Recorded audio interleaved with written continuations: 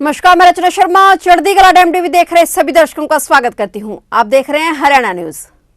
संसद पर 13 दिसंबर 2001 को हुए आतंकवादी हमले की आज बरसी है। इस आतंकी हमले की बरसी पर आज प्रधानमंत्री नरेंद्र मोदी सहित तमाम नेताओं ने शहीदों को ट्वीट कर श्रद्धांजलि दी है। वहीं हरियाणा के सीएम मनोहर लाल ने 21 साल पहले 13 दिसंबर 2001 को संसद पर हुए आतंकी हमले के दौरान शहीद हुए जवानों को श्रद्धांजलि दी है। उन्होंने शहीदों को नमन करते हुए कहा कि संसद पर हमले की बरसी पर देश के उन वीर सपूतों को भावपूर्ण श्रद्धांजलि अर्पित करता हूं, जिन्होंने आतंकियों के नापाक इरादों को नाकाम करते हुए अपने प्राण न्यौछावर कर दिए थे। कृतज्ञ राष्ट्र अपने शहीदों के अनुकरणीय शौर्य और साहस को कभी भुला नहीं सकेगा। सीएम ने कहा कि भारतीय लोकतंत्र के मंदिर संसद पर हुआ हमला कभी भुलाया नहीं जा सकता। दिल्ली में हुए इस हमले को विफल करने के दौरान शहीद हुए सभी वीरों को शत-शत नमन। अपने जीवन का बलिदान देकर आतंकियों के मंसूबों पर पानी फेरने वाले हर योद्धा को देश सदा नम आंखों से याद रखेगा।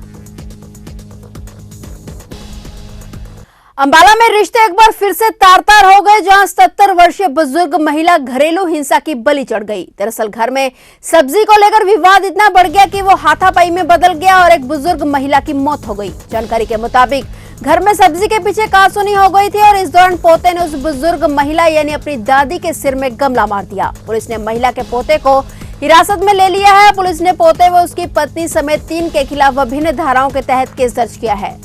3 तारीख का परिवार की झगड़ा हुआ था आपस में, तो 3 तारीख इनकी हमेदार कटी हुई थी, तो ये आए थे भी हमारा समझौता हो जाएगा।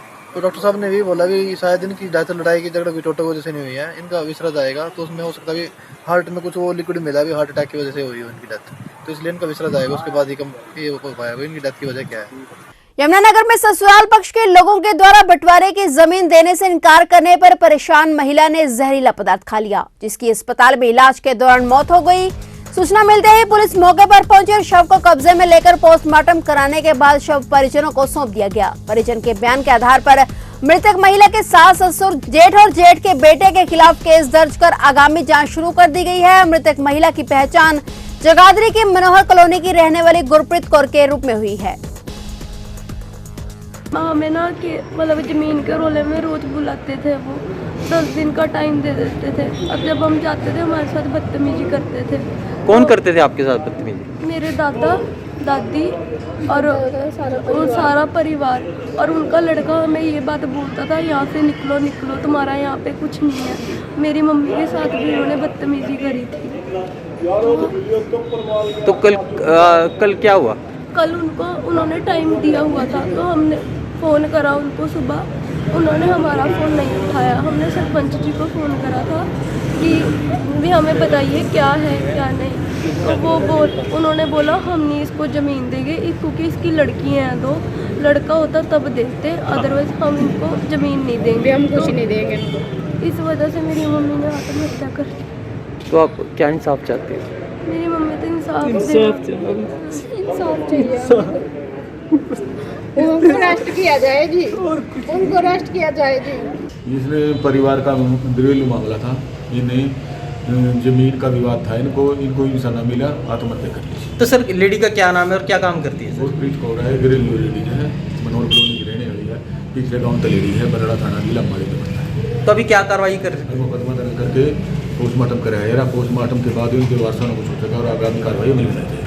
हरियाणा के यमुनानगर में दिल दहला देने वाली वारदात हुई, जहां एक युवक की हत्या कर उसका शव बोरे में बंद कर यमुनानगर में यमुना के किनारे फेंक दिया गया। पुलिस मौके पर पहुंचकर जांच में जुट गई है। पुलिस के मुताबिक जब बोरे को खोलकर देखा गया तो उसमें एक 20 से 25 वर्ष के युवक की लाश थी। इस पर तेजधार हथियारों से कई वार किए गए थे। मृतक की गर्दन, कान, टांग, पेट पर तेजधार हथियारों से वार करके यह हत्या की गई। मौके पर पहुंचे डीएसपी यमुनानगर कमलजीत सिंह ने बताया कि फिलहाल यह रंजिशन हत्या का मामला लगता है। ये हमें इन्फॉर्मेशन आई थी कि एक डेड बॉडी पड़ी है गिरे पहलगन के पास घाट पे, तो एक कट्टे में बंद करके किसी को यहाँ डाल दिया गया है।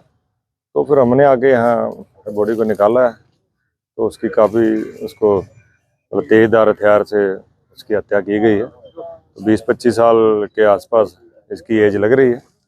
बाकी तो इसकी शिनाख्त होने के बाद ही पता लग पाएगा क्या मामला था।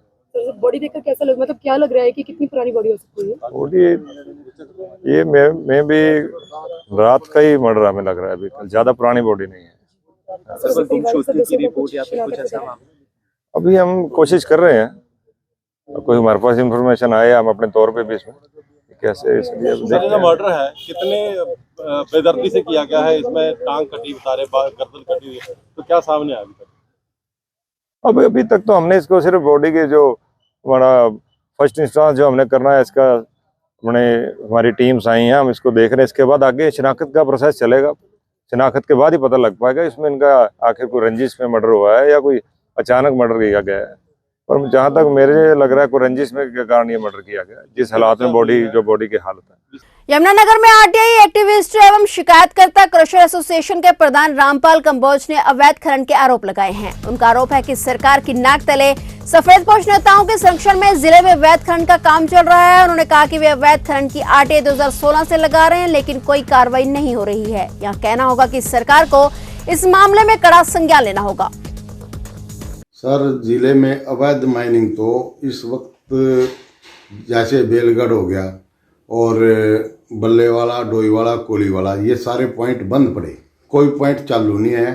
पॉइंट जो है जमुना के बालू रेत के चल रहे हैं 2-3 पॉइंट, और बालू रेत से ऐसी कोई सरकार के पास ऐसे कोई साधन नहीं है जिसका रेत का में गटका या पत्थर बना सकते हैं। वो क्रशरों पे या स्क्रीन प्लांटों पे पत्थर रह रहा, वो बालू ठेकेदार जो है बालू रेत का पत्थर बना के डाल रहा है, जबकि वो सरासर गलत कर रहा, परचेज दे रहा उनको, माल तो जो है वहीं से खुद रहा है नंबर 2 में सारा का सारा। यमुनानगर से बड़ी खबर सामने आई है, जहां मुख्यमंत्री उड़न दस्ता पंचकूला द्वारा डीएफएससी व हैफेड की टीम को साथ लेकर Raghav agro food, Kaushalya rice mill agro food, Hare Krishna rice mill व अर्नव एग्रो फूड रकबा गांव कलावड़ जिला यमुनानगर में रेड की गई। आरोप है कि इन मिलों में धान कम पाई गई, जिस पर उक्त दोनों एजेंसी द्वारा धान का कैलकुलेशन करने उपरांत लगभग 58,23,000 जुर्माना व रिकवरी लगाई गई है। मालिकों द्वारा जुर्माना राशि न भरने की सूरत में इनके खिलाफ विभाग द्वारा कानूनी कार्रवाई व आपराधिक मामला दर्ज करवाया जाएगा। अंबाला जिले के सुपरवाइजिंग डायरेक्टर ने अंबाला शहर नागरिक अस्पताल का निरीक्षण किया और इस दौरान उन्हें वहां कई सारी खामियां मिली। वहीं उन्होंने खामियों को जल्द दूर करने के निर्देश भी दिए। निरीक्षण से पहले अस्पताल में अफरा तफरी का माहौल देखने को मिला। जल्दबाजी में डॉक्टर्स खुद आईसीयू में जूते पहनकर गए। देखिए, मैं अंबाला जिले का सुपरवाइजरी डायरेक्टर हूँ, तो रूटीन में महीने में 2 बार 3 बार 4 बार मैं आता रहता हूँ यहाँ पे। उसी के अंतर्गत पिछली बार आया था तो मैंने कैंट का इंस्पेक्शन किया था। अगली बार अंबाला सिटी का इंस्पेक्शन सिविल सर्जन साहब के साथ में मैंने किया है, और जो छोटी मोटी यहाँ कमियां मिली हैं उनके लिए हमने तुरंत यहाँ प्रधान चिकित्सा अधिकारी को बता दिया गया है, जिसको वो तुरंत दुरुस्त कराने के लिए कह रहे हैं, और कल तक वो दुरुस्त भी करा दें। किस प्रकार की खामियां देखिए, कि आप किसी भी सिस्टम में कहीं भी जाते हो तो संपूर्ण कोई भी चीज़ नहीं होती है, और छोटी मोटी जो भी सफाई से संबंधित कोई दिक्कत थी या कोई वॉशरूम से संबंधित थी, वो सारी चीज़ हमने हमारे साथ ही प्रधान चिकित्सा अधिकारी थे, इन्होंने नोट कर ली है और उनको कल तक ये ठीक करा दें।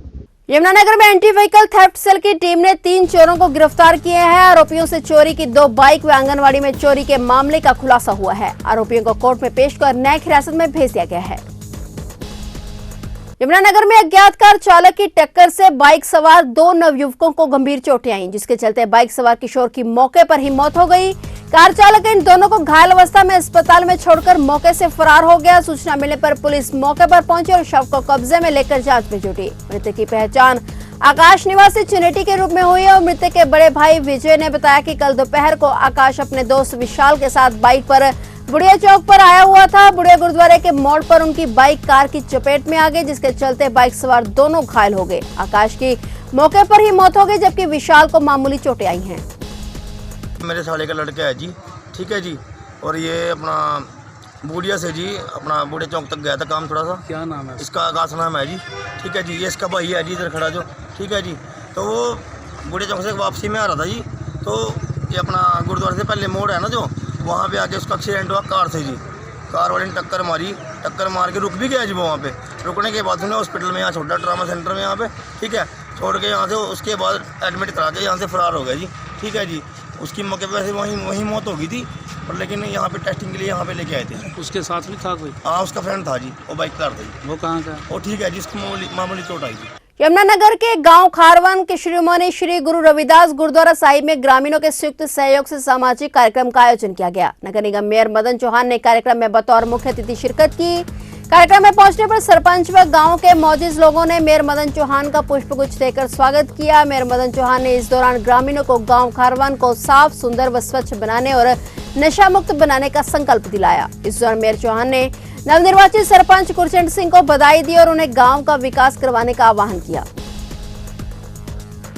मोरनीखंड के पंचायत प्रतिनिधियों की महापंचायत जिला परिषद सदस्य सुनील शर्मा की अध्यक्षता में एक निजी होटल में हुई, जिसमें मोरनीखंड के विकास कार्यों के बारे में विस्तार से चर्चा की गई। इस मौके पर जिला परिषद सदस्य सुनील शर्मा ने कहा कि हम सब पर जनता ने बड़ा भरोसा करके हमें चुनाव जिताया है, जिस पर हम सबको खरा उतरना होगा। उन्होंने कहा कि हमें मोरनीखंड के सार्वजनिक विकास कार्यों को लेकर हमेशा तत्पर रहना चाहिए। उन्होंने कहा कि मोरनीखंड में पिछले सरकारों द्वारा काफी विकास करवाए गए हैं। क्रॉस एंड क्लाइंब के छठे वार्षिक कार्निवल में छात्रों ने शिक्षाप्रद सांस्कृतिक प्रस्तुति से खूब रंग जमाया। सोचने की क्षमता के हुनर को निखारना, सीखने की प्रक्रिया में वृद्धि के लिए अभिनव तकनीकों की सहायता से सीखने को कैसे सहज एवं आनंदपूर्ण बनाया जा सकता है, ये शब्द क्रॉस एंड क्लाइंब के छठे वार्षिक उत्सव के मौके पर बतौर मुख्य अतिथि राजेश खगालिया जिला राजस्व अधिकारी ने कहे। उन्होंने खुले दिल से अकेडमी के स्टाफ, बच्चों में अध्यापकों को परस्पर समन्वय, बच्चों में आत्मविश्वास एवं कक्षा के आंतरिक वातावरण की भूरी प्रशंसा की। याद रहे कि क्रॉस एंड क्लाइंब देश के सर्वोत्तम संस्थानों में प्रवेश परीक्षा की विशेष तैयारी कराने के लिए प्रदेश का एकमात्र अपनी तरह का संस्थान है। तो ये थे हरियाणा के समाचार और नए समाचारों के साथ फिर से हाजिर होंगे। तब तक के लिए देखते रहिए चढ़ती कला टाइम टीवी।